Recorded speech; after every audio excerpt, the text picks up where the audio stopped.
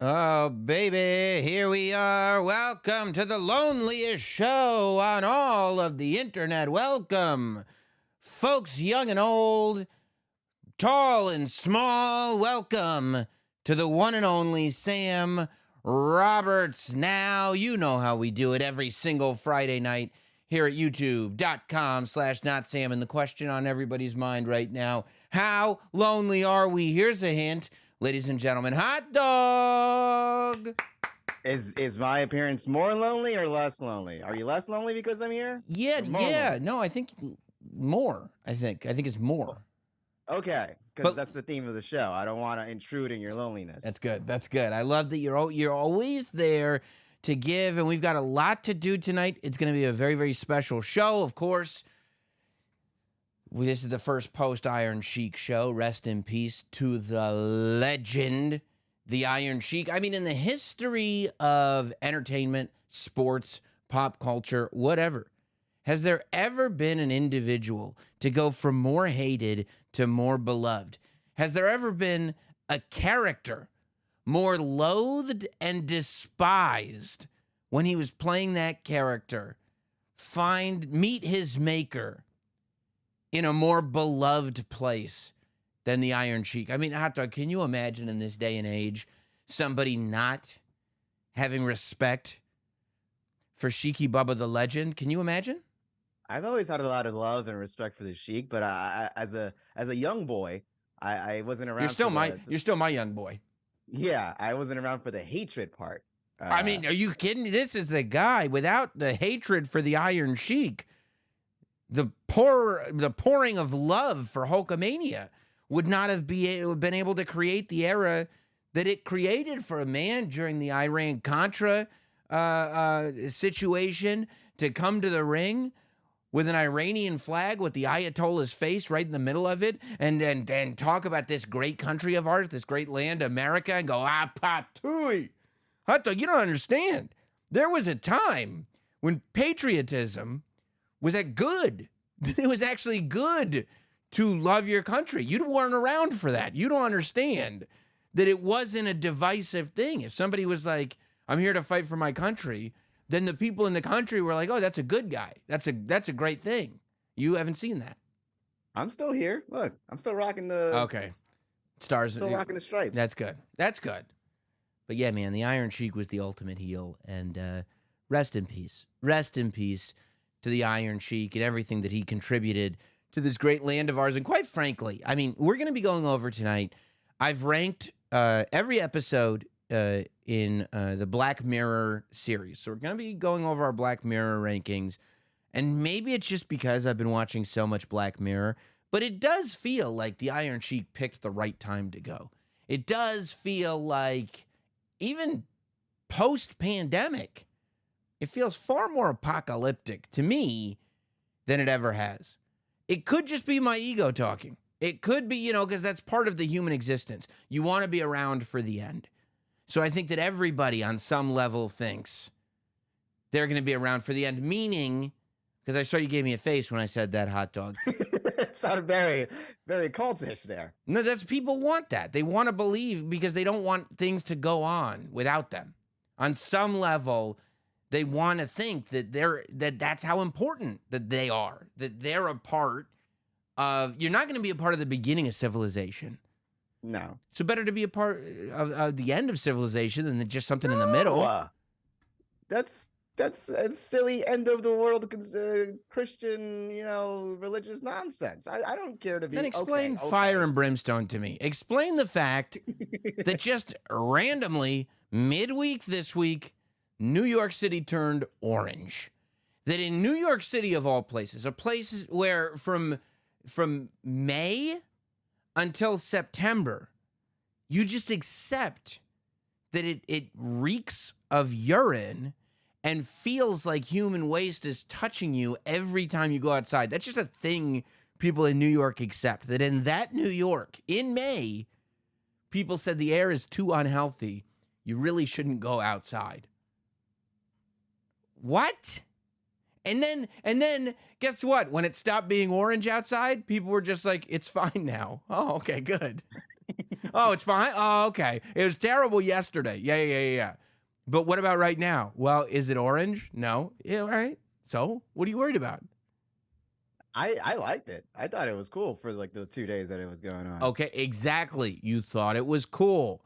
Why? Because you want to be a part of a happening, right? What could be a better happening than the end of civilization? No, I'm not. I don't. That's not the happening I want to be a part of. I just thought hey, this is a temporary thing. It doesn't fucking ever happen. It's yellow. This is a great photo opportunity. Did you take photos? Were you one of the street photographers out there going, "Hey guys, no filter"? I brought my camera to the office on Thursday, hoping that it would get orange again. Of course you did. You brought your camera the next day, and it was fine. Yeah. I was taking pictures outside, but the HDR on the iPhone was like, we'll correct it up. Yeah, we'll correct it for you. No problem. Blue skies. You're like, what? Yeah, you realize, by the way, when you're on your iPhone, again, maybe I'm Black Mirrored out, but when you're on your iPhone and you're taking pictures of orange New York City and it's coming out like it's perfect and not orange at all of a sudden you realize that it's doing that to all of your photos. Like, what the hell? Remember when it was like, show me a photo so I know this is true. Give me photographic evidence, because we can't trust eyewitness testimony. There is nothing like the accuracy of photographic evidence. And like, if you look at the photos on my phone, this never happened. This wasn't an occurrence. This is a filter. Because you're like, what the fuck? Yeah. I want them more orange. Yeah. It's BS. And by the way, the whole time this is happening in New York, the whole time the city's turning orange, not one person was sitting there going like, man, I feel bad for Quebec. Nobody. Like, apparently the fires in Canada are so bad that Manhattan and the Westchester are turning orange. And we're sitting there going, I can't believe this is happening to New York. There's a terrible thing happening to New York. And you turn on the TV and they're like, oh my God, look at New York. Meanwhile, Quebec's like, yeah, we're on fire. Like, this is here. Yeah, the thing that's happening to you is just like a little afterthought of what's happening to us. And it's like, yeah, but it's orange, bro. It's orange. Well, if your neighbor's house just lit up on fire, it would be like, what's up with all this smoke here? Yeah, I'd be like, my house was so smoky. And I'm like talking to my neighbor, and he's like, yeah, mine's burned down. Why are you complaining about the smoke in your house? I don't have one anymore. The smoke was just crazy. Whatever, crazy. Dude. I've never seen so much smoke in my life. I tried to take a picture, but the iPhone corrected all of it. It was an amazing experience. I love having my mom call me at 1 p.m. telling me to go home. Coño. I think she was hoping for the end of times. Mike D is saying it's not just Quebec, it's all over the country. It's just Canada. And it's got to be. Look at it. There's no way one province in Canada has a forest fire. That shit was happening. Remember all the forest fires in California? We got nothing in New York, and that's in our country. I heard California is like that all the time. Canada's just burning to the ground, and we're like, as long as you don't turn our city orange, we're fine. But turn our city orange. Do it for like a day, and let us know so we can take some photos. Right. Let's fix the white balance before you send some smoke our way. Right. They're like, you can't go outside today. It's like you're smoking 6 packs of cigarettes. And really? That sounds awful. But then, look, I mean, come on. The UFO news is getting, out of control. Are you up on the latest UFO news? I only keep up with it whenever Troy is forced to discuss it on the show. Oh no, but this is bro. Like, it is so obvious that aliens are real that I'm starting to think that I'm being tricked into thinking that aliens are real so they can cover up something else. Like, it's so, there's no other explanation anymore than just aliens, that I feel like that can't be the explanation, because that's clearly what's happening. So there's this story, and nobody has explained either, right? This news report comes out of Las Vegas, okay? Mm-hmm. And this happened on May 1st. I don't know why we're hearing about it on June 8th. June 9th. A month later. A month later. I don't know, maybe, but this is police body cam footage. Okay? This happened. So here's what happened, okay? In Vegas, somebody called up 911 and they said, I know this is going to sound like a prank or whatever, but something just fell in our backyard and there's a couple 8-foot men in the backyard and they're staring at me and they got weird faces. And like, you go, well, this must be a prank, right? Or a drug-induced hallucination. Sure. I'm sure there's a lot of people doing acid trips all over Nevada. But an hour before that, there was like a police stop. And you could see it. The police saw it, but it's also on the body cam footage. This is one of those things where it's like the cop explains the story, and you're like, well, if that happened, why isn't it on the body cam footage? The cop's like, well, it is. Hot dog, a light fell from the sky. Like a street light? No, dude. It was green, and it had no pole attached to it. Like you. What? Get it? Watch this. Leave her alone. It's almost midnight on May 1st when a Las Vegas Metro Police officer's body cam catches something flashing low in the sky. 911 emergency. Minutes later, There's like an 8-foot person beside it, and another one's inside, and it has big eyes and it's looking at us, and it's still there. First of all, what's Miguel from Los Angeles doing calling That is 911? totally, yeah. That's clearly Miguel. But look, I'm not trusting this the source. 911, yeah, because it's Miguel. But dude, it's even green. It's green and it's falling from the sky. Okay. I mean, it's gotten That's some meat. There's meat on the bone, dude. This is off a police body cam. police officer's body cam catches this, something flashing low in the sky. 911 emergency. You know why police wear body cams? For the truth. So we can get the truth. That's what they go. This person says this. That person says that. Show me the footage. Show me the body cam footage. Boom. Look at this body cam footage. There is a neon. First of all, there's never even been a street lamp that is that color. It's neon green. And also, street lamps are plugged into the ground. It's falling. They're not that high up. And also, if a street lamp were falling, somebody would have called 911 and been like, holy Toledo, a whole pole with a street lamp on the top of it just fell over in my backyard. But that's not what happened. A light fell from the sky, and Miguel, who listens to the show, called 911 and said there's a couple of 8-foot guys in some kind of weird thing in my backyard. Something's got to give here. And this was what did the report said 8 minutes after this video was recorded? The guy called 911? Minutes later, There's like an 8-foot person beside it. low in the sky. 911 emergency. Minutes later, There's like an 8-foot person beside it, and another one's inside, and it has big eyes and it's looking at us, and it's still there. And look at someone us. calls 911 reporting 2 large figures in their backyard. Come on. Oh, I'm so nervous right now. The 8 News Now investigators They're not obtaining NBA another players. We can confirm that? No, we can't confirm that. We don't know. But I will tell you this. They tried to video them, and they didn't start brandishing a handgun. So Okay, it's definitely... It's like, hey, we're going to go on IG Live. Yeah. It wasn't Ja Morant. We can 100% confirm that it was not Ja. And also, no porn stars got impregnated. So it wasn't Zion Williamson, and it wasn't Ja Morant. Beyond that, I don't know.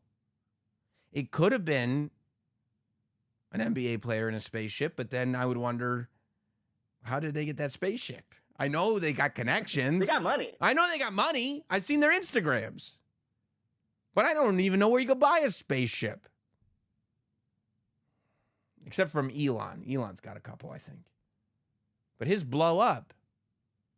Right now? The 8 News Now investigators obtaining another officer's video as he's sent to the Northwest Valley home. No. I have butterflies, bro.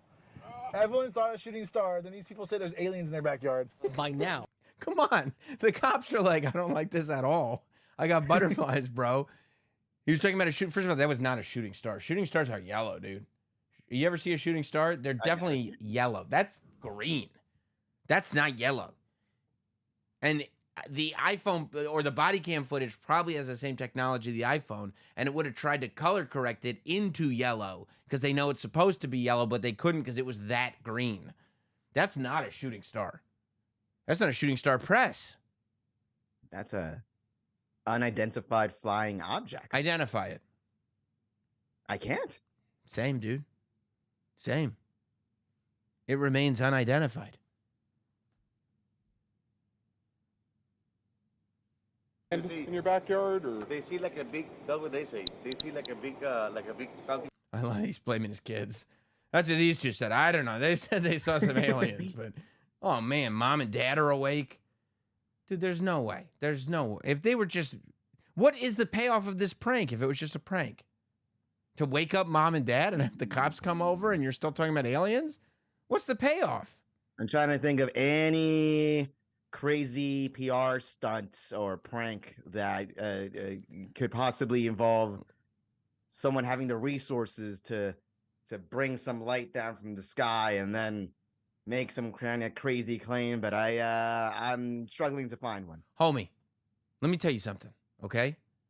If you are setting up a prank, you are not doing it on the local news. It's 2023. Pranks are on TikTok. If this was on TikTok and the news was reporting, hey, there's this TikTok, then of course it's a prank. But if you can't get clout from your prank, and you ain't getting clout if it's not on social media, then how is it a prank? Give me marketing. For what? I'm just for being what? devil's advocate. What are they marketing? And if they are guerrilla marketing something, why are they using local Las Vegas news a month after it happened instead of TikTok? This story's a month old. If it's guerrilla marketing, it's terrible guerrilla marketing because you would have wanted the story out there a month ago. They know that all local Las Vegas news eventually makes its way to Sam Roberts Now. I mean, that's true. All roads lead to Sam Roberts Now when it comes to local Las Vegas news. So you think this is the payoff right now? Yeah. It's possible. Curious. Did you see anything land in your backyard, or they see like a big, that's what they say. They see like a big something with light. What I saw. Bro, come on. If it's not aliens, explain a big something with a light. That's usually aliens. An indicator for aliens. Did you ever see Close Encounters? I know it was a big something with a light. Exactly. You have seen it. It wasn't Nope. Did Nope have a big light? It illuminated, sure. Yeah. It was, yeah, and there was an illumination to it. It was a brightly colored thing, but also Nope. Don't forget, Nope wasn't a craft. They're clearly saying this was a craft because it had 2 8-foot pilots. Nope didn't require 8-foot pilots because the alien spaceship itself was the being, right? Remember? Yes. Yeah. Logan Paul didn't get that. That's why I didn't like the movie. You think that's their average height? 8 feet tall? Like the aliens are just that much taller? I don't think they'd send their tallest, if that's your question. I think that they probably are significantly taller because you think about it, it's like if we were going to send human beings to another planet, we wouldn't want to send the biggest guys. Like we would. First of all, the biggest guys aren't. Why not though? Because you wouldn't want to send Shaq just to let him know, like, well, this is how the rest of us look. We have a very unique circumstance where a couple of the biggest guys on the planet of our species happen to also be the most lovable. I'm talking about Shaq and Charles Barkley. Yes, I mean, the idea of sending Shaq and Charles Barkley as the 2 human representatives to meet aliens, I would at least entertain the idea. That's not... Send the whole inside the NBA team. That's not outside the question. All right, that's not... I'm not... you could probably win me over on that argument. But generally speaking, the biggest people of the species are not the smartest people of the species. They're not the dumbest, but they're not the smartest. Although Neil deGrasse Tyson's pretty big. Yeah, he's a big guy. He's a wrestler. A big guy. But you don't want to intimidate a new species, right? You almost, if you're smart, and aliens are clearly smart because they're literally dropping spaceships in front of police and everybody has no idea what to do. That was probably like a throwaway spaceship. That's nothing. Nobody's panicking over that lost spaceship. They probably didn't even plan on that. It was like when Elon blasted his spaceship up and it blew up. He was like, "Yeah, that's supposed to happen." They were like, "Yeah, we'll just whatever, we'll crash this into Earth. Who cares? We got plenty of them." So yeah, no, but I would think that you would, if you're coming for a good reason, want to make sure that the other species knows that you're not aggressive, right? If we are going to aliens for a good reason, you want to make sure they know we're not aggressive. We come in peace and love, maybe even send Ringo. Very lib cuck of you. If we're coming for nefarious reasons to conquer, then I don't think in this day and age we're sending Genghis Khan. I think that you lure them into a false sense of security. I think that if anything, we've learned the tricks of mental manipulation. So what you'd want to do is have the aliens thinking, you know, like Rick James, come on in, you know? Exactly. And have them thinking we're friendly and then smash them good after that. So again, you wouldn't want to send your biggest people in. So I can't imagine. So like no Brock Lesnar, more like a Michio Kaku. Brock Lesnar is who you show them later, right? Brock Lesnar is like, that's who, once the aliens are like, you know what? I don't think we're going to comply. That's when you go, oh, no? You're not going to comply? Okay, Brock, come on out. And that's when just starts jumping. And you're like, okay, never mind. We'll comply. Takes his shirt off. You see that big sword. You're like, he can pull it off. If he can pull that off, there's nothing we can do. You did not tell us they had humans like that. But there's no way we're sending Brock as the first person in the spaceship that's going to crash in a random backyard that's going to end up on the local news in a month. That's not happening. So, yeah, no, I would have to believe that 8 foot is probably the average to maybe even slightly below average. But do you think these aliens are fucking up by crashing, or do you think this is on purpose? I mean, these must be stupid aliens that we're dealing with here. Well, they figured out how to get here. So even stupid 4 aliens is still like better than us. Sure. I mean, I bet you they probably have like waves or something on their thing. They didn't create it. It's just some stupid jock alien. Yeah, no, it's probably more advanced than Waze, what they have. But, you know, because Waze is just for this planet. Like, you can't take it up into space and still use it. I don't think. But have you tried? I can't say for sure. Okay. I don't think, though. So, no, I mean, no, it doesn't strike me as stupid. There could have been technical errors. There could have been a million reasons. And by the way, if aliens are crashing into backyards in Vegas, imagine how many successful flights there are. Think about this, right? What percentage of planes crash? I only know about the percentage of YouTubers that crash planes. And compares, I mean, a very low percentage. But yeah, 100% of those YouTubers end up going to jail. Yes. And you are right. YouTubers that crash planes do come across as fairly stupid. So if aliens crashing ships are like YouTubers crashing planes, then yeah, we might not be dealing with the smartest beings on the planet. But they did it for the gram. But that's possible. That's very possible. But I would say that if you look at the percentage of planes that crash, and that's even comparable to the percentage of alien spaceships that have crashed, there have been a lot of very successful monitoring trips. They know exactly what we're doing. Yeah, I'll give you that. Right? It only makes sense. All right, now I do believe in it. Police walk into the backyard to investigate, but Metro blacked out that part of the video because it's considered private property. What's clear? Oh, come they're on. taking this call seriously. We don't want to. There might be aliens. We don't want to invade his privacy.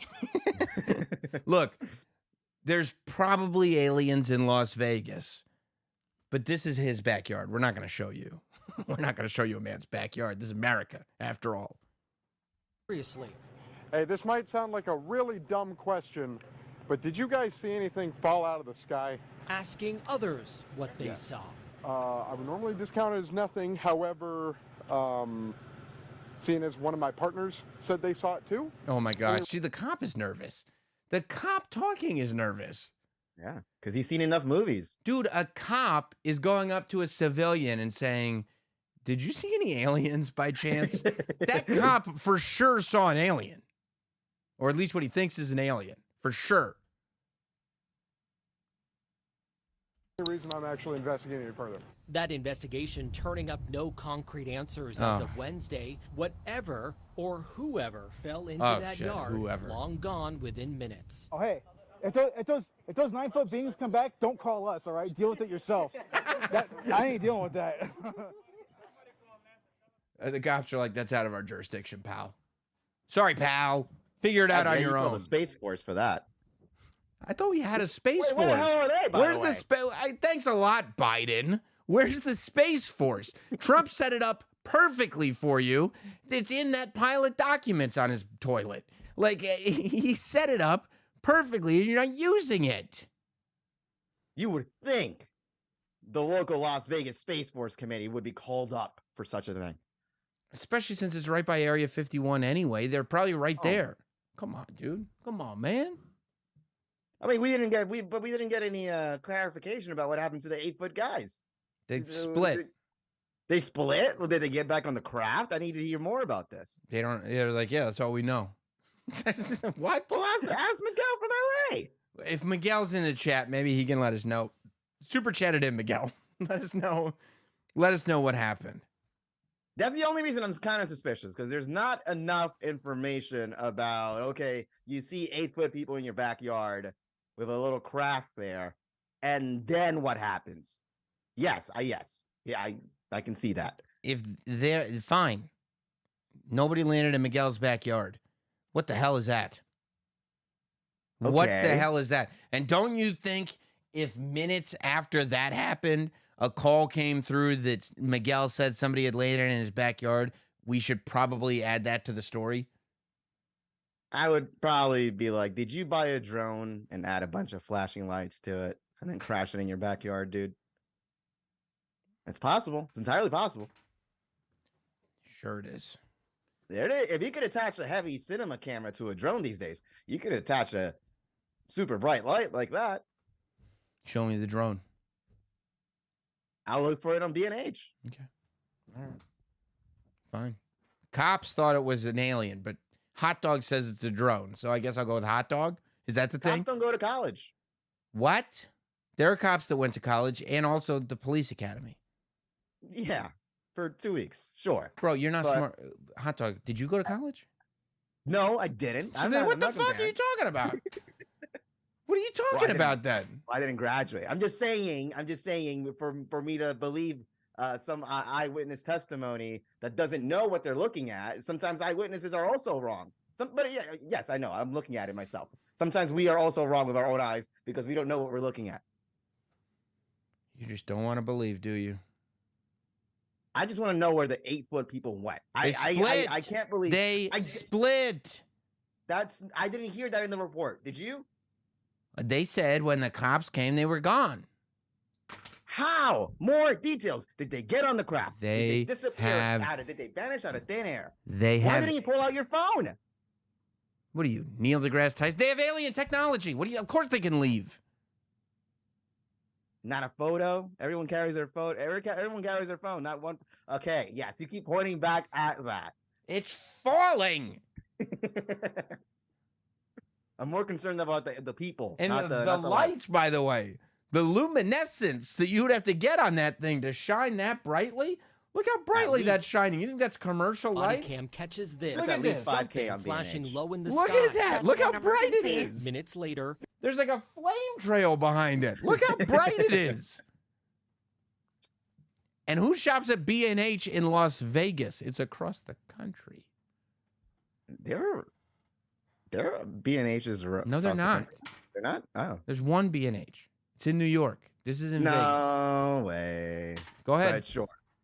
Look it up. Maybe it's as reliable as your alien info. Cops know there's one B&H, Mr. Smarty Pants, Mr. Hot Dog. I'm smarter than everybody else. Look at me. My hat's on backwards. Why do you got to do that to me, man? I'm just.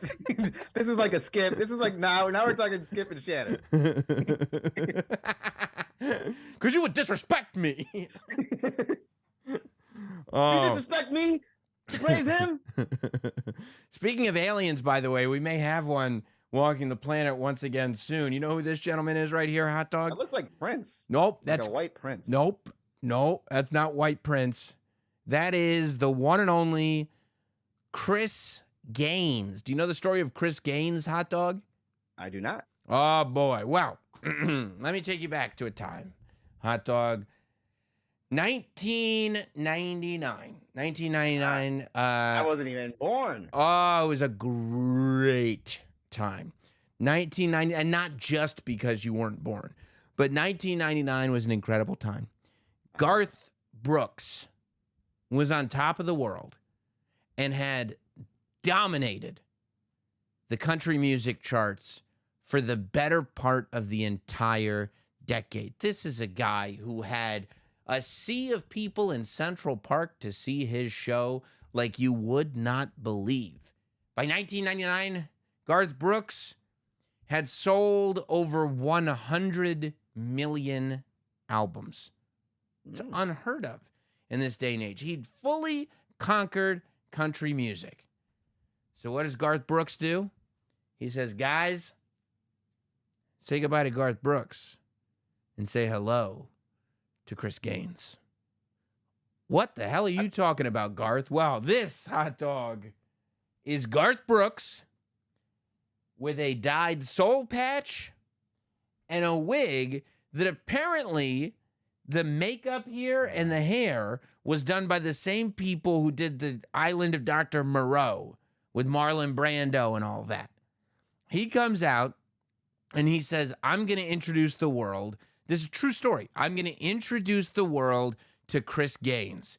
Everybody is like, what are you talking about, Garth? He goes, look, I've created this character who's like a rock star. He's not a country star. He's not going to sing country music. His name is Chris Gaines, and he has a whole backstory that I've created in my head. He comes from Australia. He moved here. He was in a band. He was in that band. Got into a car accident, something like that. He had a whole crazy-ass backstory. And he said, everybody's been asking me to be in their movies. This is true. In that era, everybody's asking Garth to be in their movies. He said, I don't want to be in anybody else's movies. I am developing a movie to tell the story of Chris Gaines. Garth goes, I got an album coming out. It's called, let me see, I wrote it down. Garth Brooks as The Life of Chris Gaines. They said, what is this? He said, it's basically a Chris Gaines best of album. And they said, what are you talking about, a Chris Gaines best of album? Off his rocker. Garth said, Chris Gaines made 5 albums, and this is his best of, this album that's coming out. And they were like, where can we get these 5 albums? Garth went, I made them up in my head. People go, what? Garth takes it a step further. Not only does he release the album with the promise that there is going to be a movie. He says there's going to be a movie. The whole point is this is all leading to a movie, okay? So he releases the album. When the album comes out, Garth says, okay, SNL, I will host your show. Garth Brooks is going to host SNL. You know how, like, when Lady Gaga hosts SNL, who's the musical guest? Lady Gaga. Right. Take advantage of it, right? You know who the musical guest on SNL was when Garth Brooks was the host? Was it Chris Gaines? Yep. Chris Gaines was. And they pre-taped it. So Garth could be Garth and go, ladies and gentlemen, Chris Gaines. And then Chris Gaines is on stage and he's performing and he's doing these songs that everybody's like, these are like, nobody's ever heard these songs, but they're not country. It is Garth Brooks in a wig. But is it good? The album did pretty good because the album absolutely did come out. The album did pretty good. And with the album, not only did he do SNL, but he came out with a VH1 Behind the Music on Chris Gaines. And you know who helped tell the story of Chris Gaines? Who? Billy Joel. And Billy Joel is on this Behind the Music talking about like, oh, Chris Gaines did this and Chris Gaines did that. And everybody's like, what's going on? What? I can't believe I've never heard of this. And this is also making me a huge fan of Garth Brooks. Well, I'll tell you why you've never heard of this. Because after all of this, he goes, forget about it. I'm not doing the movie. Forget it. I'm not doing the movie. No, movie's scrapped. The movie never came out. So now this weird Chris Gaines experiment just lives there. There's this SNL appearance. There's this album that is a best of album that isn't anything, but it's a full album of Chris Gaines songs. And there's this Behind the Music. And it all just exists. And it's all just sat there existing since 1999 as this like time capsule of what was. And so Garth Brooks did an interview this week with Billboard. And Billboard said, I don't know if they were being cheeky, right? They might have been being cute. But Billboard goes, hey, is there going to be any more Chris Gaines music? And Garth said, well, you know, the thing about getting older is I'm out of the public eye, comparatively speaking, to what I used to be. But I'm working way more than I've ever worked. I think that as you get older, it takes more time to do the things that you do. That's why I'm working so much these days. And I can't tell you when, but it is on the list. We do have to do 5 Chris Gaines albums. And I went, what? Oh, my God. What? Yes, it's official. Announced this week. Garth Brooks has said 5 Chris Gaines albums are in the works. This is just like someone who reached the pinnacle and just got bored, it sounds like. I mean, can you imagine like being that big and going like, well, what if I put a wig on, go into a different genre, and then just create this person? And then I say I'm going to do it for a movie, but then the movie never gets made, so it appears that I'm doing it for no apparent reason. That's something I would do if I just completely got bored of everything that made me, you know, the biggest country music artist. And you know what he said? Change it up.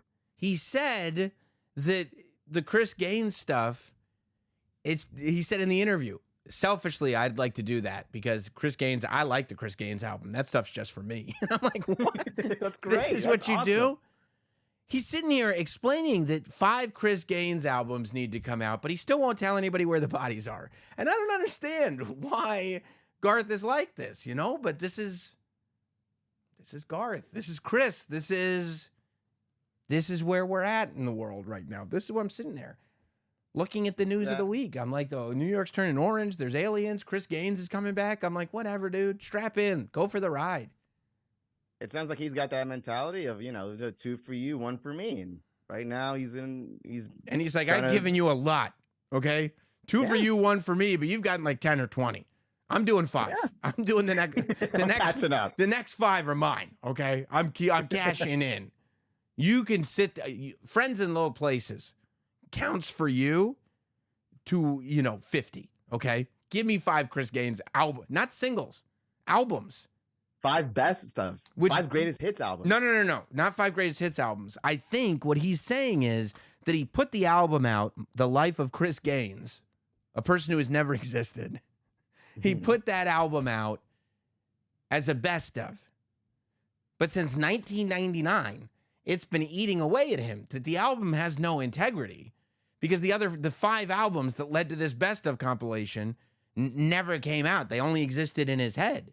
So I believe that his plan is to release the 5 albums that make that best of. Aren't we hitting up?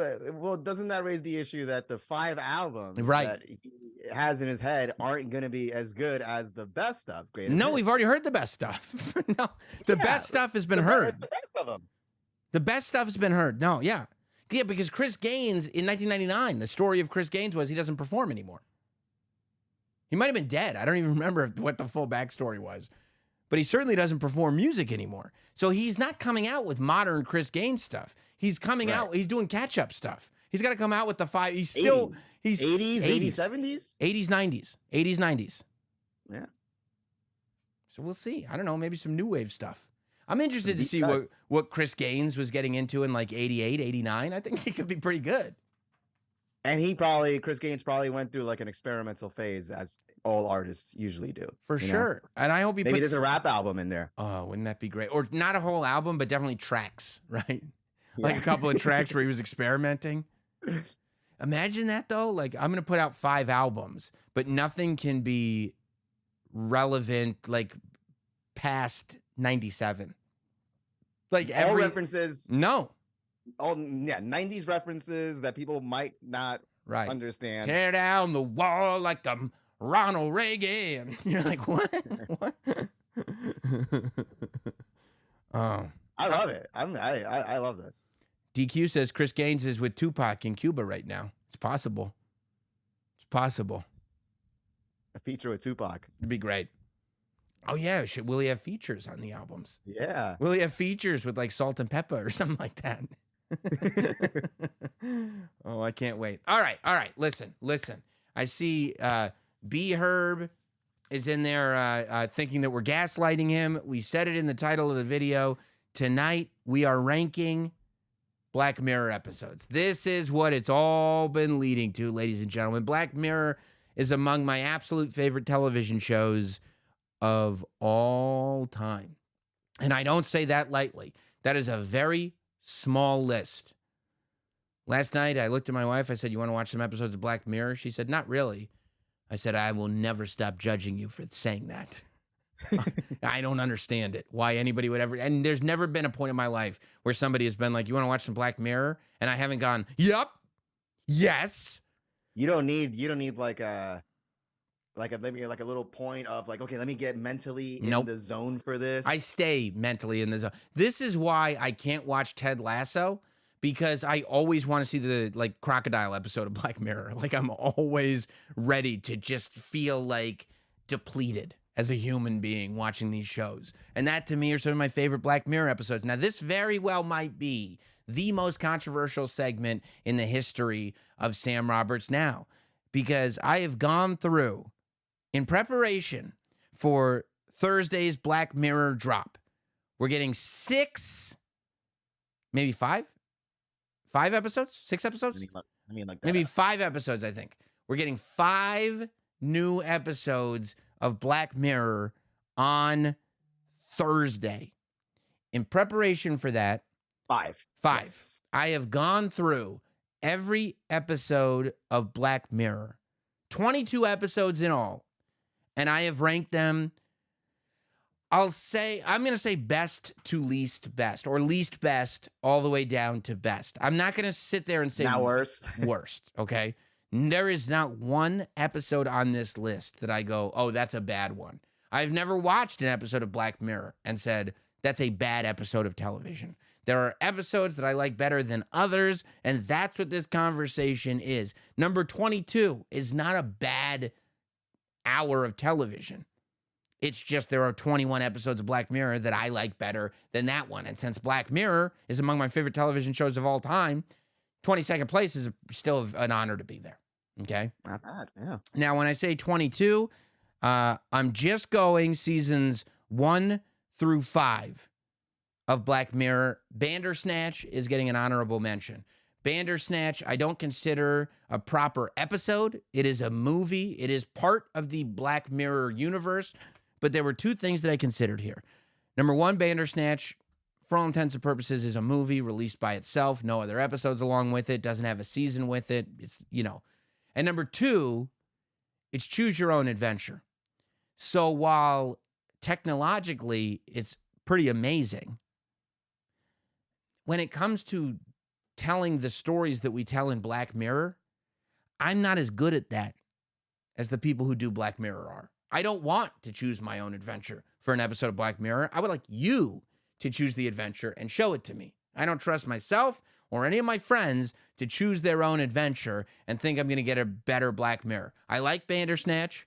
I went through all the different scenarios possible. I think it came out in 2018, but it's not part of the rankings. It's an honorable mention. Is that fair, Hot Dog?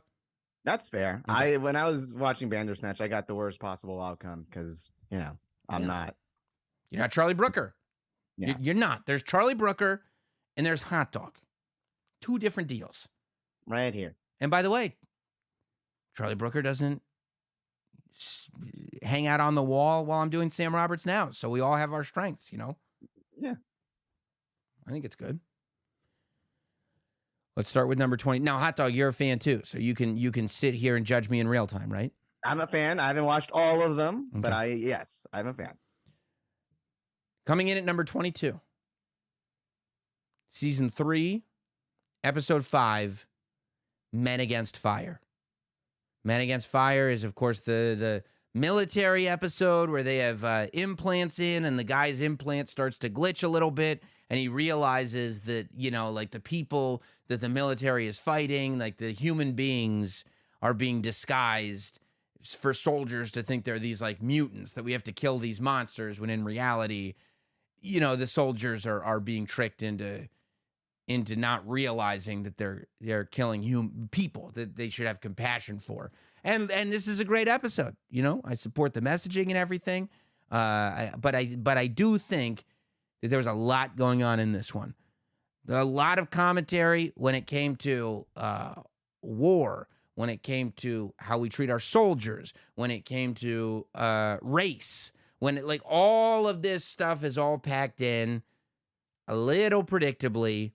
And so for me, I like when Black Mirror sends me for a loop. I like when the focus is strong. I like when I go on a journey. I didn't feel that way, so that's why it came in 22nd place.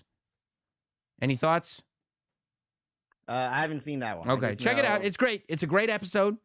Worth a rewatch, but 22. 21, Season 3 again, Episode 4. So that's a little lull in that midway through Season 3. This is San Junipero. I knew that was going to be low on your list. San Junipero is, of course, the one where you're watching these two women fall in love with each other, and they are doing so through time, through different, through time and space. One day they're in 1980s, one day they're in 2002. They're all over the place. But it very quickly turns into The Notebook. Look, I'm not a sucker for a love story. I felt like this episode left hope for humanity. And to me, that's not why I watch Black Mirror. Come on. But it was like it gave you one episode where here's some hope. And you're like, no. Worst episode ever. No, it's not the worst. It was the 21 out of 22. Okay. 21 out of 22. No, maybe I'm just not sappy. I don't know. I don't judge anybody that likes it. It's a good show. I like the twists. Okay, they can hang out here if they want to. It's kind of like an afterlife, but you can also visit it. It's great. Cool. That episode made so many people feel so good out of all the bleakness in this show. It's a bleak show. And then you got one, and you're just waiting to see how does it end up, all fucking bleak and awful, and then it's just it gives you some little bit of a hope. And I think that's why it's a lot of people's favorite episodes. And I had that on my list of favorite episodes. That's hilarious. Well, you didn't rank. You just had a handful of favorite episodes. Okay, that's fine. Then you're probably going to get annoyed with me again because number 20, Season 4, Episode 4, Hang the DJ. Don't remember that one. Okay, Hang the DJ is the one where the two are living in this space where all partners meet on a dating app. Oh, okay, yes. Right, yes. but then it's got I believe Hang the DJ is the one where it's got the actress who would go on to be in Barbarian. I love Barbarian, but it doesn't go as well for her in Barbarian as it does in Hang the DJ. So I guess that goes back to your point. No, I mean, look, I'm cool with it. I'm not mad at it. They go and they realize that part of finding the perfect match is that they have to do it over and over and over and over and over again.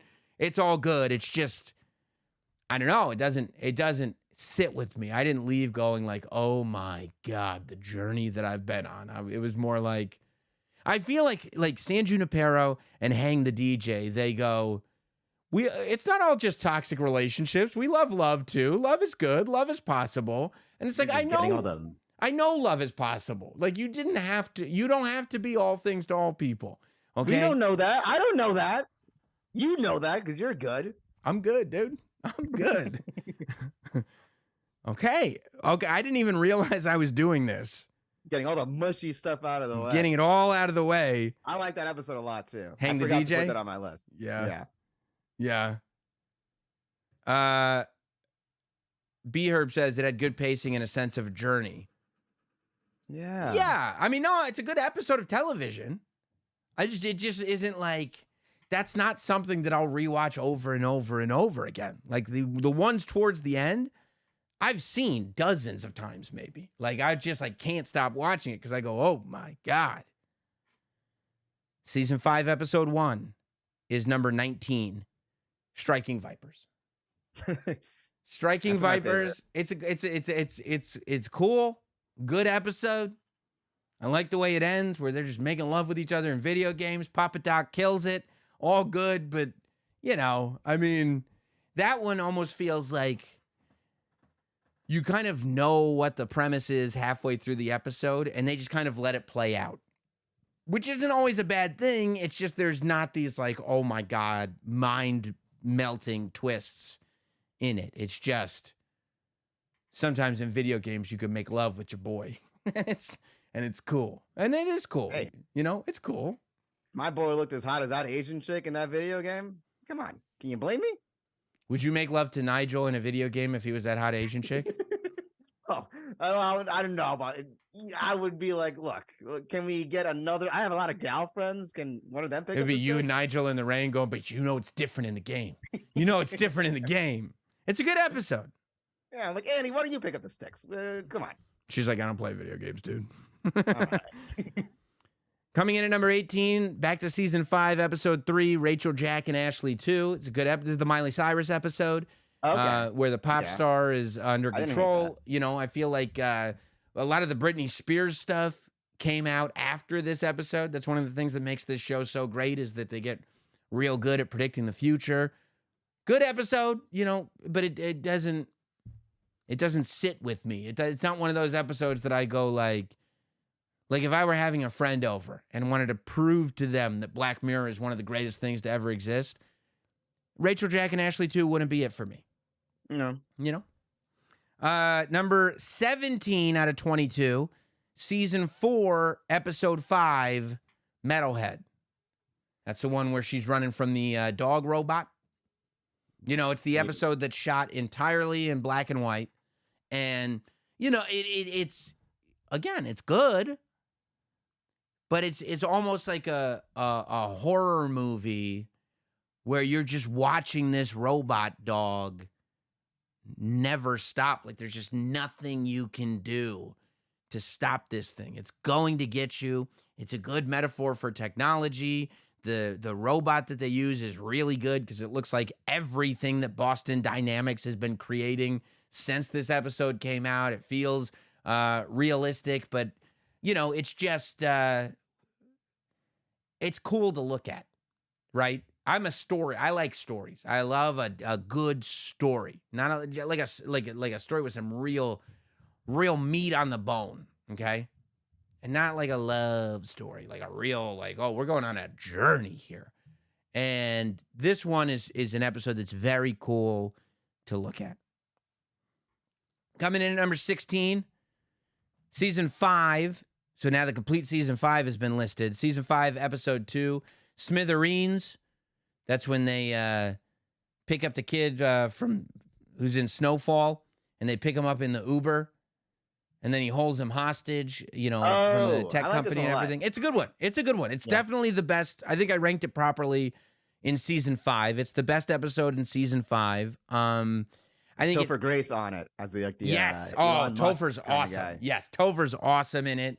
But it's interesting because to me it's almost one of those episodes where so much of what they've predicted on the show has already happened, like it's already come true, that you try to find your spot, like where can I go? Like they were going from whatever it was, 2014, 2013, when this show first was made in England.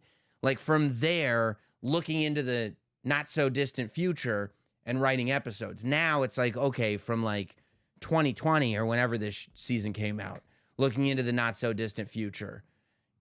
It's tougher to do. I don't know. Maybe we'll get some AI episodes this season. I wouldn't be surprised. Well, it's already been you already mentioned that he tried to do an AI episode. He did. We were talking about it on Jim and Sam. He tried to do an episode. He tried to get ChatGPT to just write an episode, which would have been brilliant, but he said it was shit. So, so he's just not doing it, which I respect that. Number 15, we're getting into the top 15 now, Hot Dog. This is big.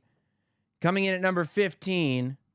And by the way, if you want to, I see some chats coming in. If you want to super chat, every super chat will get acknowledged on the show. So if there's something that you very much object to or you want me to consider, super chat it in, and I'll read it for sure after this.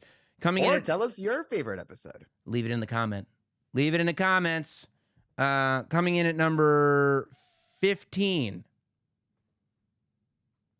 Season 2, Episode 3, The Waldo Movement. Do we remember the Waldo Movement? Now, this is an episode that happened pre-Trump. Another episode that I think did a pretty good job of predicting the future. It's the one where there's a guy who voices this cartoon, and the cartoon exists in real time. Like, he connects himself to like a machine that reads his face and hands. So he can interview people in real time, but still be this character Waldo on the screen. And he just does like, dick jokes on this kind of Daily Show type show. But he ends up debating this politician, running for president. And you see, it's great because you see not only how a populist candidate can succeed, even though they're not helpful, but you also see how phony the political system is, and how when media companies, networks, people with the money get their hands on an IP, even if it's a character that you created, once they own it, it's completely out of your control. And all that stuff is going on all together at once, work together beautifully. Great episode. Awesome. Sounds very interesting. I will put that down and watch. Season 2, Episode 3. Coming in at number 14, going back to Season 4, the finale. Season 4, Episode 6, Black Museum. This is a great episode. Great episode. This is why it's not quite halfway through, but it is at 14. Season 4, Episode 6, Black Museum. This is the one where a young lady, the guy who runs the Black Museum, isn't he from Breaking Bad? Isn't he Gil or whatever from Breaking Bad? Is that guy? Let me see. That's how I remember it in my head. But Black Museum is great because they basically have this girl going to this roadside attraction, and she goes into these 3 exhibits, and each of the 3 exhibits have a different story. So you get like 3 mini episodes in this one show. Or am I wrong about that? No. Okay. But I'm trying to figure out where he's from. Yeah. So you got these 3 mini episodes in one show. And then they tie into what's going on in front of them, and it all comes together in a nice crescendo at the very end. I very much enjoyed it. It was great. The doctor that got addicted to pain using like the technology and all that to like monitor what was wrong with the patient, that fucked me up. Yep. And they gave everybody a little bit of the guy in getting the death penalty's essence. Yeah. It's really good. Really good. And I see people saying I would have rated this episode higher. I would have rated that episode higher. Yeah, dude. All these episodes, that's what I'm saying. They're all great. Let's see. 13. Coming in at lucky number 13, Season 3, Episode 2, Playtest. If you want an episode that is just dark. Season 3. Is that the one with the VR? Yeah.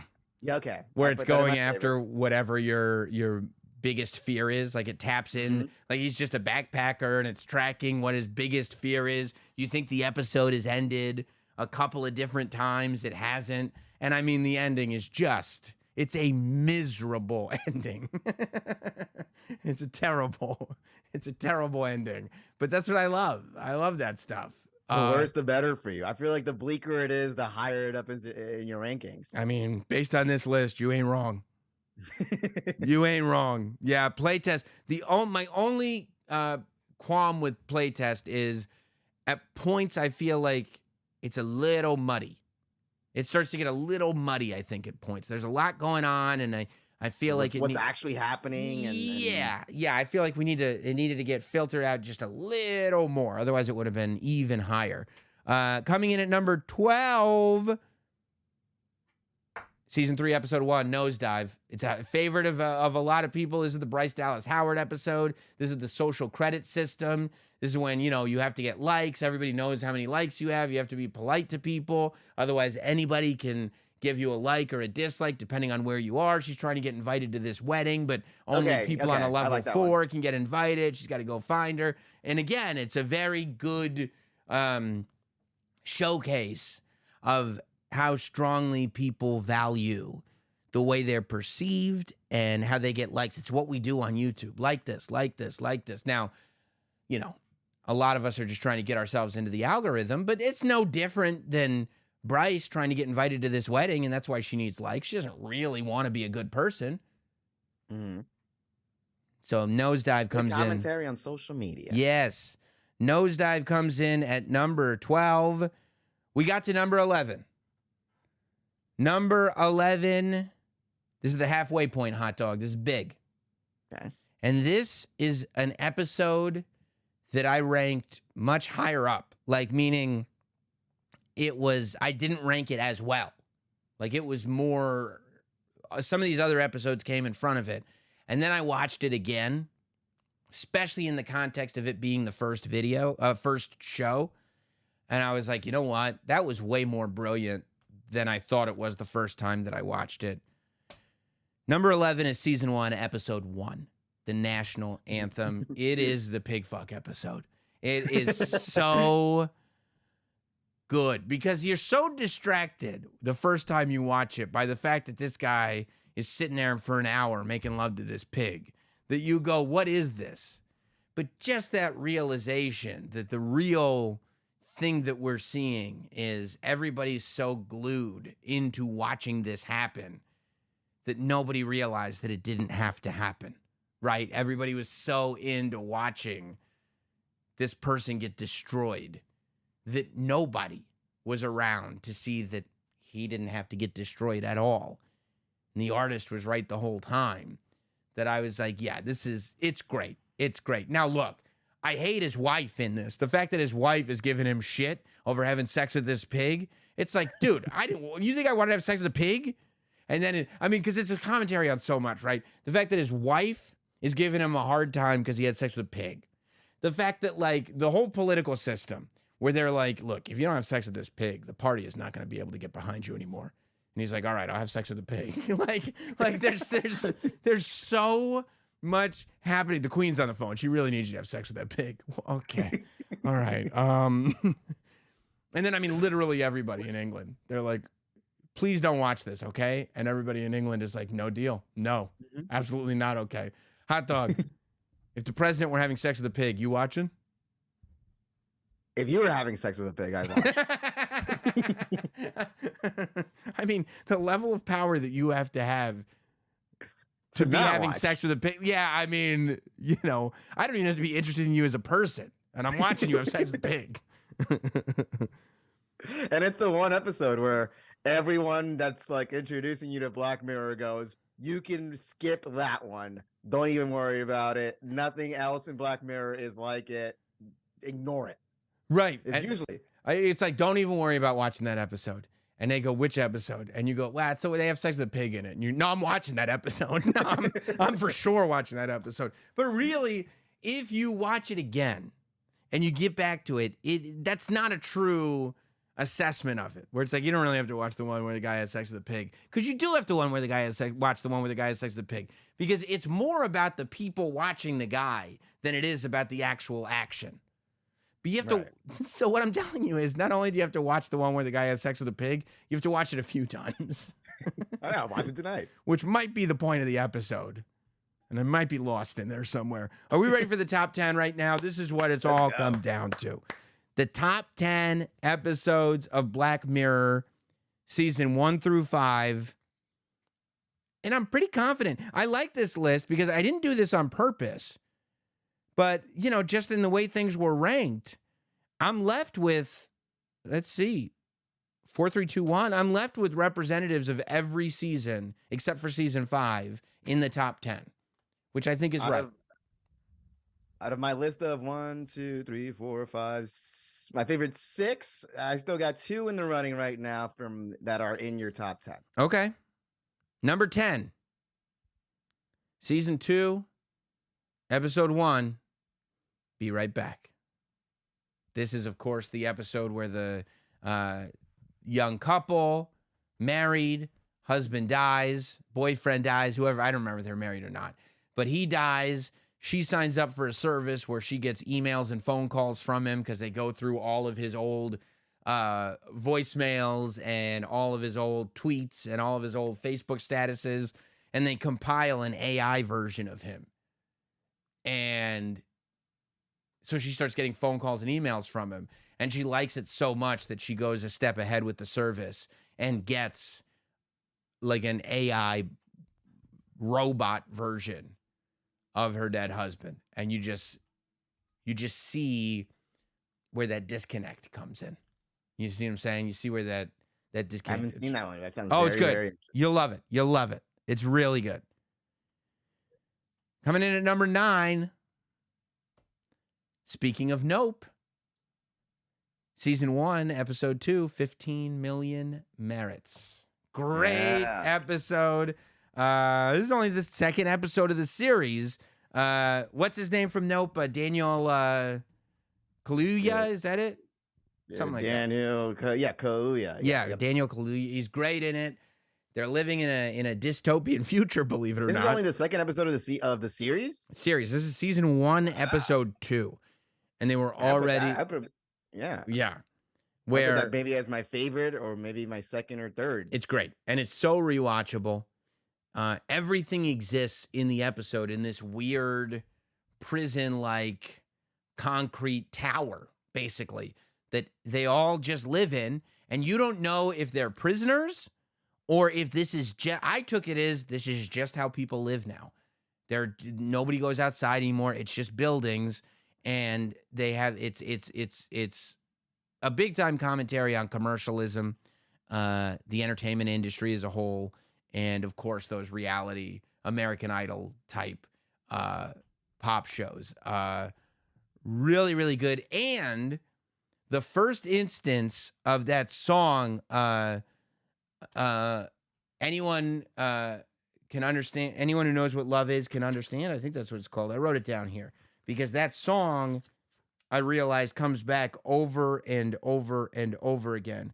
Anyone who knows what love is can understand. You know, but anyone who knows what love is can understand. That song probably pops up in like 6 or 7 different episodes after this one.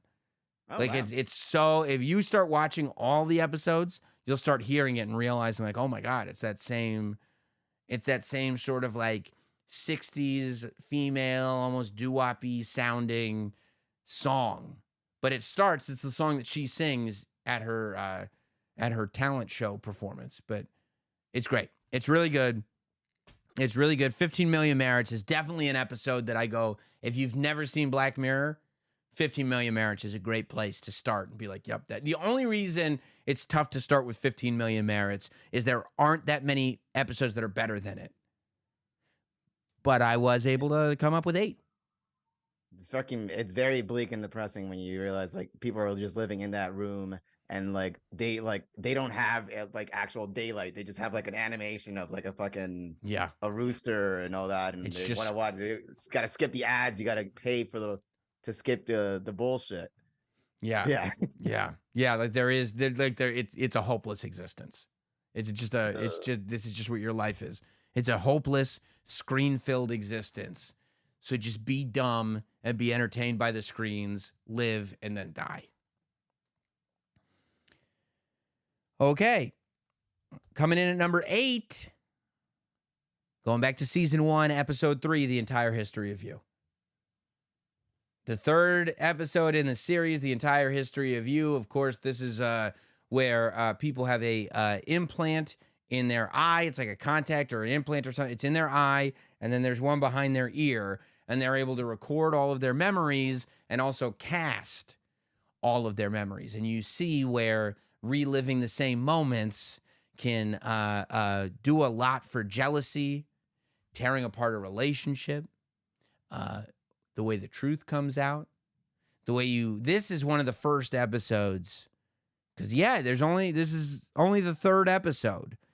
And this is one of the real first ones where and this is what I love when the series does. And maybe it's bleak, but I love when when an episode leaves you and you're like, there was no hero. Like, everyone was shit in that episode. Like, there was no good guy. They were all bad guys in that episode. Like, I have no idea who I was supposed to root for, because morally, none of them were right. Also, that technology at the beginning of the episode seemed very cool, and you're almost like, oh man, that's something I would want, and then you realize, no, I don't want that at all. Tim Cook disagrees. But no, if you watch the way it turns out, no. Coming in at number 7, I wouldn't be surprised if this is one of your apps, Hot Dog. Coming in at number 7, season 4, episode 1, USS Callister. It's not, but that would be on my list. Actually. I love this one for the twists and the turns. You never know quite what's going on, and then this gets revealed, and then that gets revealed. What's his name? Fat Damon, Jesse Plemons. Jesse Plemons is just, so good. The role that he plays as the kind of Steve Wozniak to Apple computers, right? Where he is the guy who's created all this stuff, but he has none of the charisma. Maybe not. Steve Wozniak might be a little bit unfair because nobody takes this guy seriously. He's mocked, he's ridiculed.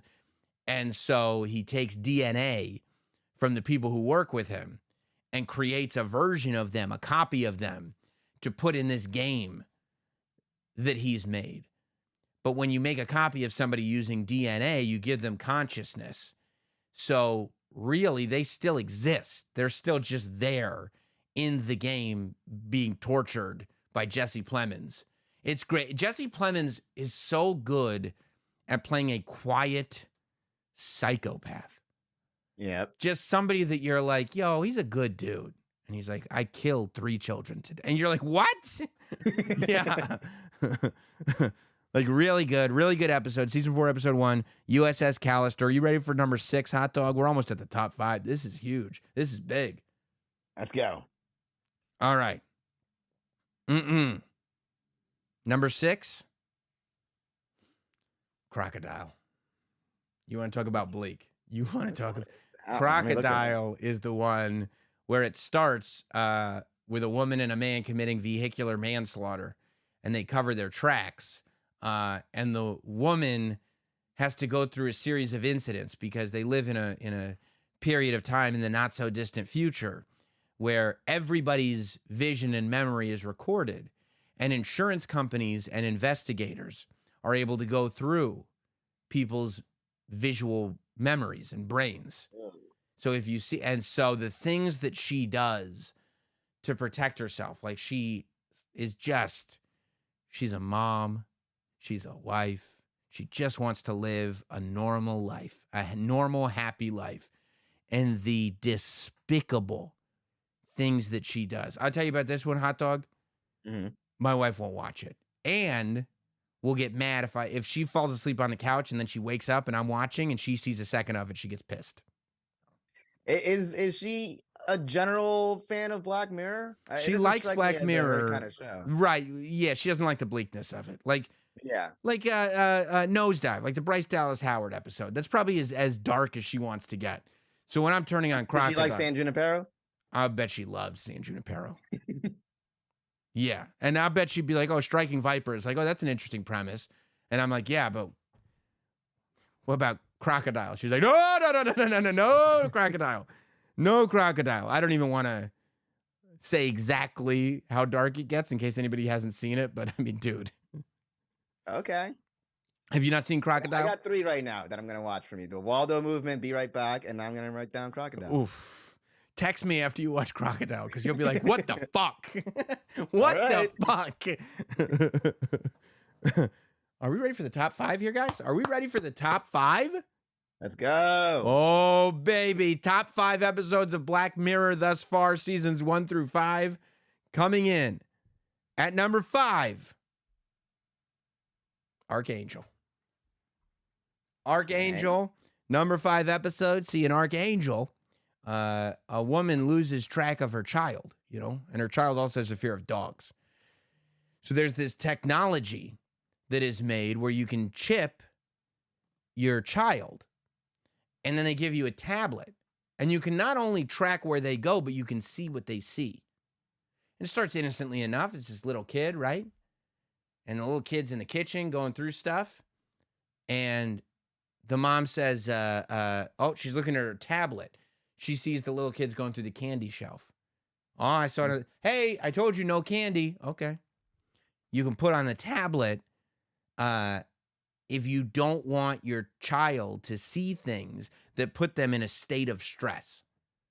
So like if your kid is afraid of a barking dog, you can say, okay, level 6, I don't want her to get up that high. And instead of seeing this barking dog, she'll just see kind of a buzzed out, blurred out thing, and the sound's muted, right? Okay, so it affects what the kid sees. Yeah, too. sure, because it's hitting her brain. But what you watch is what happens when the child's not a child anymore. What happens when the child's a teenager?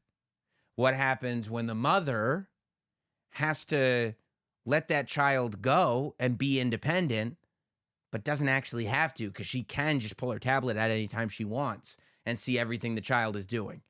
And how far this goes. Hot dog, this one's bleak too. This one's pretty bleak. No shocker. I'm going to be honest with you. Doesn't work out well for mother and daughter, okay? It's top 5. The kid too? I don't know, but it is top 5, and it's bleak.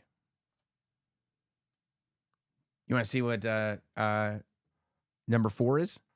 Numero 4. What do we got? Number 4. For number 4, we're going to season 2. We're going to episode 4, White Christmas. White Christmas. Let's see. Well, first time John Hamm is the star, one of the stars of White Christmas. It's the first time that I believe that an American actor of note, no disrespect to anybody, but like a famous American actor was on the show. I think like Rupert Everett was in 15 Million Merits. But like, this is John Hamm, Mad Men John Hamm, and he's in this episode. When I first saw this episode, it blew my mind 3 times. 3 different times I got my mind blown in this episode. This is the first of these sort of season-ending specials. This was Black Mirror's first and only Christmas special. It's about an hour and a half.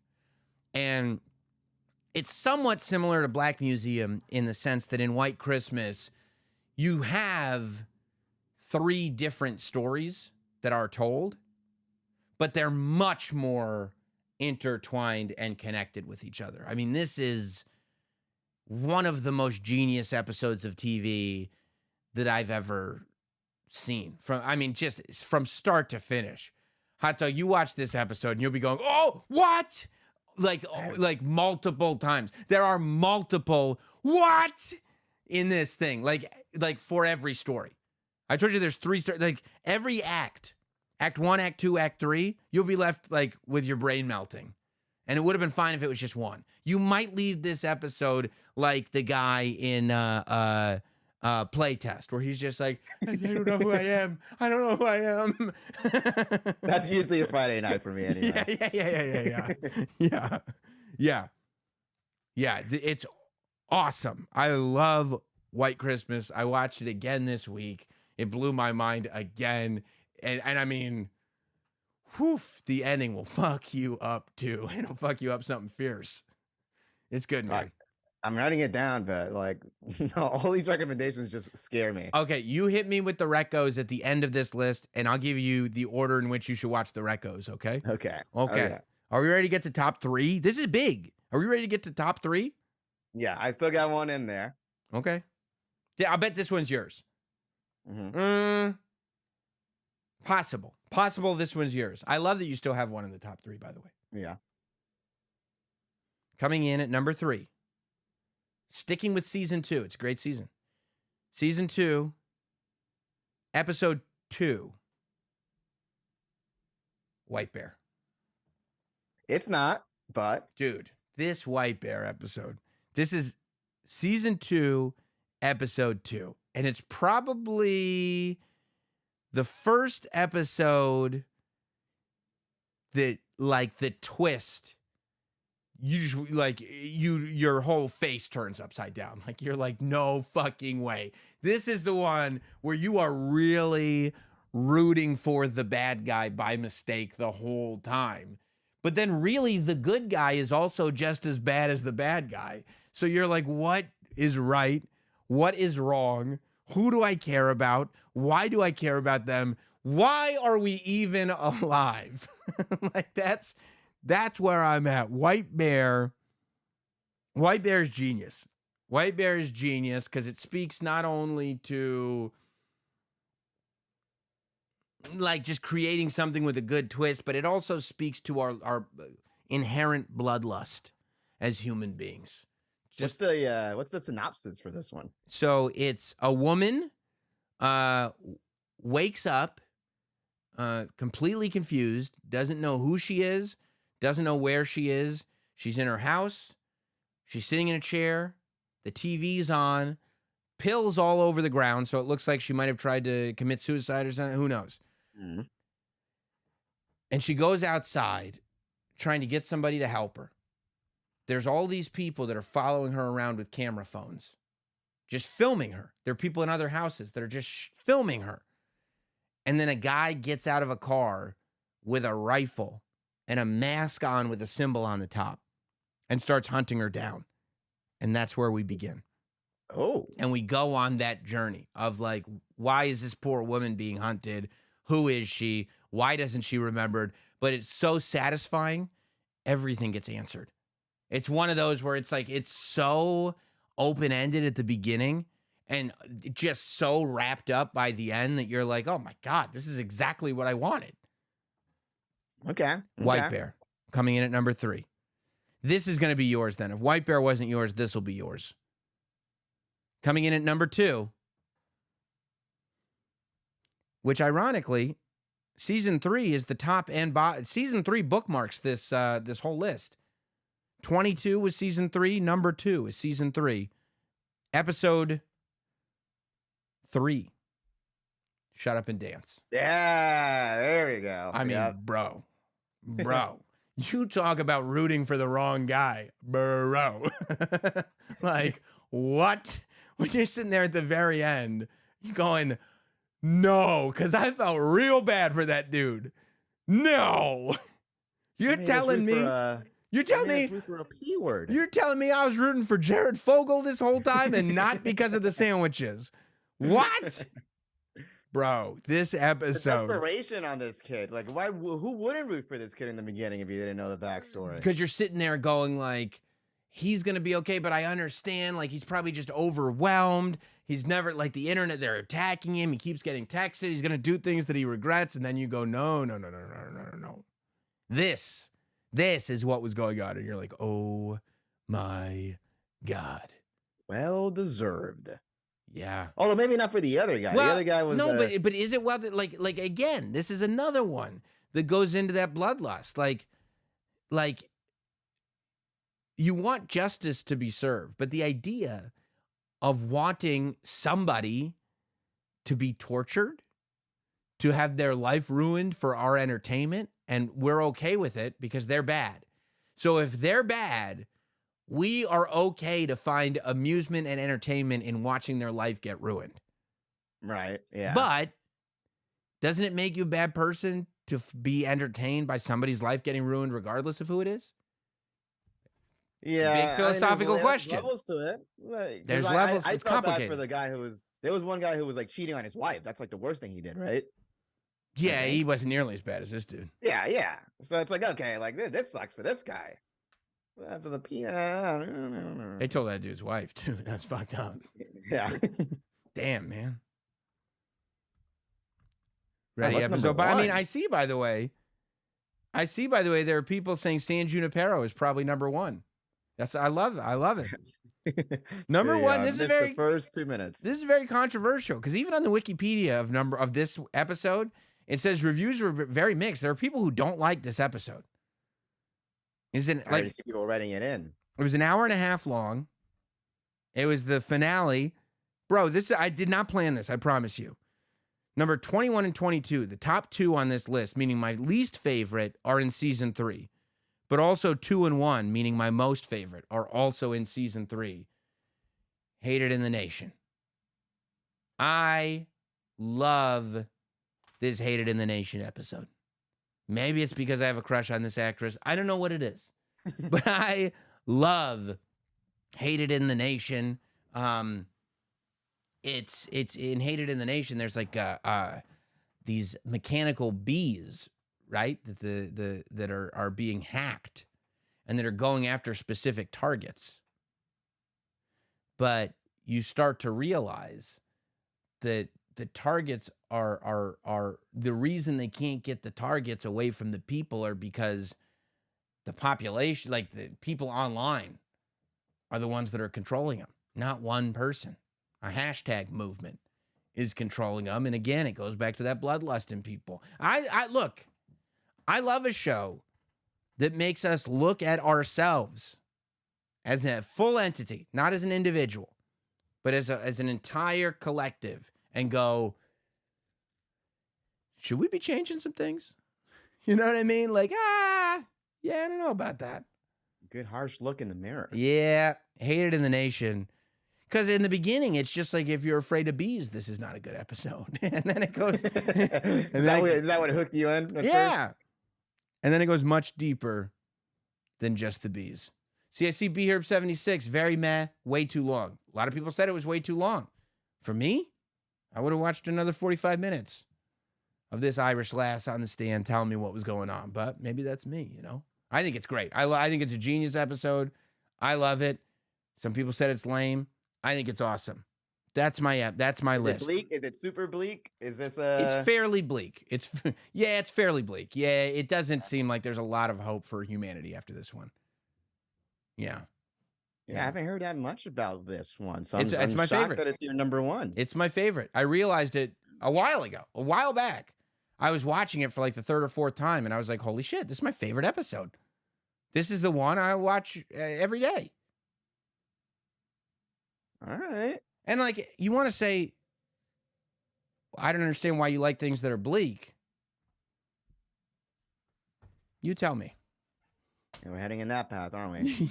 You tell me. See these eyeballs? They're not her eyeballs.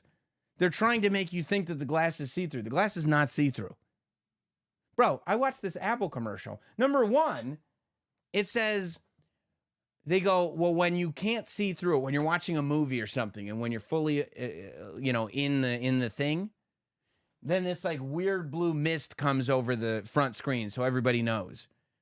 It's the exact same mist that goes over the pupils when they're going through their memories in The Entire History of You. It looks exactly the same. It's almost as if they're taking notes from Black Mirror and going, wow, that's actually a good idea. I thought this was an episode of Black Mirror when they were like, you can raise your kids with the goggles on. When they showed this dad making breakfast for his kid with the goggles on. That was my problem with this whole thing. The technology is amazing, right? And it is the future, and watching movies on a plane and doing all this stuff. But the way they presented this, it's like a computer on your head and you never take it off. Watch that keynote, and you tell me when Apple suggested you take off their goggles. Because it was like, no, raise your kids with the goggles on. Who needs them to see your real eyes when they can see this video image of your eyes? It's nuts. And they're seeing that as a feature when the rest of us are looking at that as we're fucked. This is a bleak future ahead of us. And they're like, this is awesome. Hey, bro. This is awesome. 5 more apps on Thursday. I can't wait. If you got comments on that, if you've got thoughts, super chat it in right now. Leave it in the comments. Hit like. Do all that stuff that Black Mirror told you not to do. Do it for us. I would appreciate it. We're going to go over this super chats now on this supersized version of the show. Maybe I shouldn't have waited so long to start the Black Mirror conversation. Huh? Mikey D.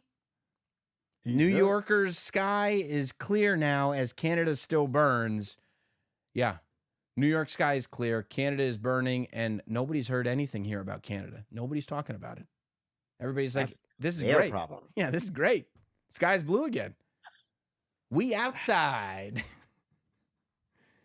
Six Crow, sorry our country is in fire in 3 places. Calgary, Quebec, and Nova Scotia. Our bad. Accept your apology, Six Crow. Accept it. BHerb76, I saw a UFO in April of 2003. No camera phone, though. I believe you, dude. I 100% believe you. Hot Dog doesn't. I do. He doesn't. I ain't seen no iPhone 14 footage of the 8-foot tall green men. Sorry. You saw that one video. Pinky Schultz, Sammy and Dog. Trump is effed, and I'm celebrating. Yeah, the article didn't seem that good for Trump. Lot of indictments. I wonder if Mike Pence feels bad for him. Nah, he's waiting for him and DeSantis to get eliminated by and then he steps in. Nomination. What about me? Says Chris Christie. Six Crow, was the guy on a flip phone? No video or pics? That's you're falling. That's what I said. Yeah, I know. Chris Atkinson, thank you very much for the contribution, my friend. It's very much appreciated. Not Sam Lehman. Bandersnatch is one of the first things my wife and I watched together. Cool, man. If I was your biographer, I would care. Very romantic.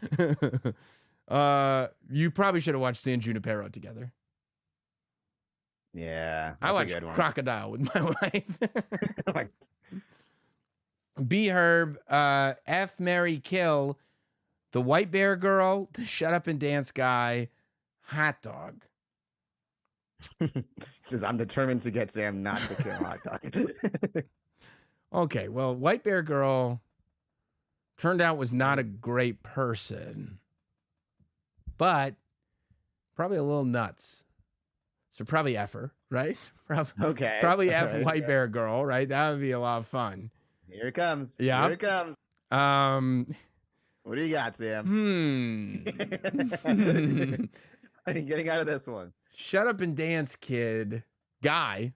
Thought he was a kid. The pedophile. Accused.